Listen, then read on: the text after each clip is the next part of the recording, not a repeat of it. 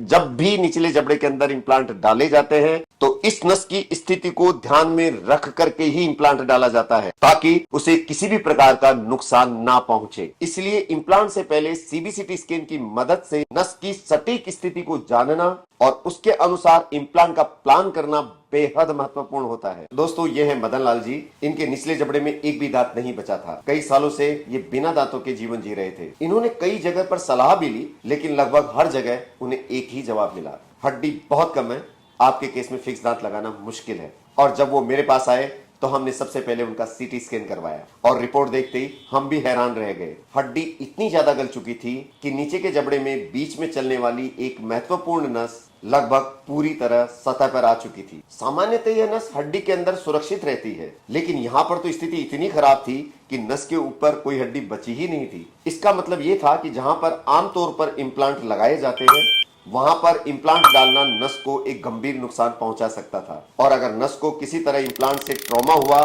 तो मरीज के स्थायी रूप से होठ और ठोड़ी शून्य रहने की संभावना थी। अब हमारे सामने दो बड़ी चुनौतियां थी। पहली चुनौती कि नस को सुरक्षित रखते हुए किसी भी तरीके से पेशेंट के मुंह के अंदर 4 इम्प्लांट डालना, क्योंकि फुल जबड़ा लगने के लिए मिनिमम 4 इम्प्लांट की जरूरत होती है। अब हमें 4 इम्प्लांट डालने के लिए सिर्फ एक ही जगह थी, आगे वाली हड्डी।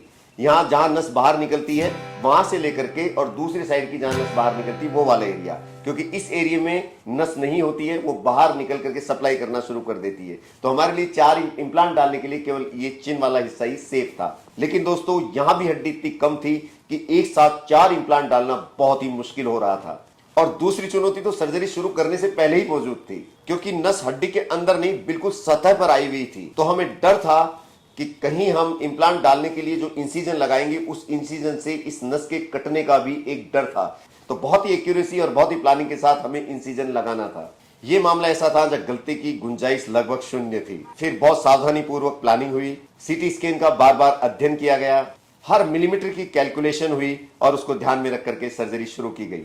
सबसे पहले तो इंसिजन था जिसको बेहद सावधानी पूर्वक लगाया गया और नस को बहुत ही सावधानी पूर्वक बचा लिया गया, और फिर एक एक करके 4 इम्प्लांट सफलतापूर्वक लगा दिए गए। और दोस्तों, सबसे बड़ी खुशी की बात यह थी कि नस पूरी तरह से सुरक्षित थी। सर्जरी के बाद मरीज के होठ और टिंग पर किसी भी तरह का कोई सुन्नपन या कोई नमनेस नहीं थी, और फिर केवल 7 दिनों के बाद उनके जबड़े में फिक्स डेंचर लगा भी दिया गया।